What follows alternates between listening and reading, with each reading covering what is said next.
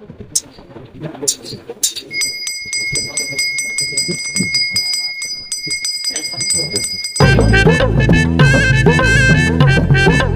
বলছি কি, আমাকে 20টা টাকা দাও না, ওই বিশুর ফুচকা এসছে, ফুচকা খাবো।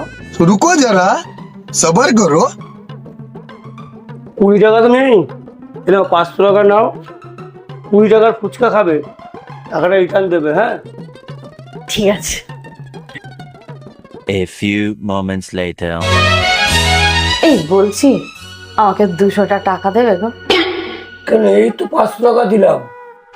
কত টাকার ফুচকা খেয়েছো তুমি? আরে না না, ফুচকা তো আমি খেয়েছি 20 টাকারই। আমি বাইরে বেরিয়ে দেখলাম বিশু অনেকটা এগিয়ে গেছে, আমিও হাঁটতে হাঁটতে গেলাম চৌমাথার মোড়ে, ওখানে দাঁড়িয়ে ফুচকা খেলাম। কিন্তু ফুচকা খাওয়ার পর ওই যে নতুন দোকান খুলেছে না মিনা বৌদি, ওই দোকানে না অনেকগুলো সুন্দর সুন্দর শাড়ি ঝুলছিল, আমি নেব না, তারপরে জোর করে আমাকে বললো এই শাড়িটা নাও, তো আমি এটা নিয়েছি।